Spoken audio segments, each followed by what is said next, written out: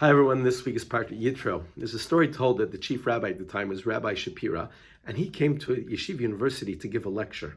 And Rav Soloveitchik was in the audience, the Rav, and during their time together, Rav Shapiro, when he greeted him, had kissed the Rav. And someone asked Rav Shapiro, there's a halacha, I thought there's a Jewish law that says that one is not allowed to kiss even their own children in the synagogue.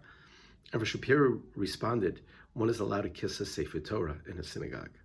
And I think the message is that he was saying that Rav Soloveitchik exemplified what a Sefer Torah is. There are two halachot that are involved in creating and writing a Sefer Torah. Number one, the hides have to be prepared with the mitzvah of creating Sefer Torah. You have to have that in mind when you're doing the tanning, the skinning, the whole process. It's a pretty intense process to create the what we call the cloth. And two, the sofer who does the writing, every letter that he writes, he has to have in mind that they're correct, the letters, and that he has in mind that he's writing a Sefer Torah. And especially when he writes God's name, he has to have special kavanot. So there's a lot that goes into creating Sefer Torah. And the Rav says, these two ideas inform us about the way we relate to the Torah, the writing and the preparation of the cloth in which we place the letters on. He said the writing is to remind us about all the details of the Torah, and we have to amass as much knowledge of the Torah as possible. We take those letters and we write it on a cloth. He said the idea of taking the Torah, we have to sort of inscribe it on our hearts and our souls to become better people, to create a very noble character and personality. So as we walk around with all the knowledge of the Torah, we also carry it. We carry all that knowledge in ourselves, in our personalities, as something that is noble, something that inspires.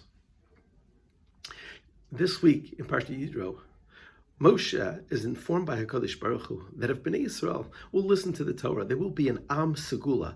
They will be a chosen nation, but the name Segula also means a treasured nation. And they will be Mamleches Kohanim. They will become a nation of priests. That means of royalty. Mamleches Kohanim. Royal Kohanim. I think this charge, before we get the Sefer Torah, is to teach us the responsibility of Torah. Is that when we do whatever learning we do, it should ennoble us. We should learn it as accurately as possible, just the way the sofer writes the letters. He has to get them precise.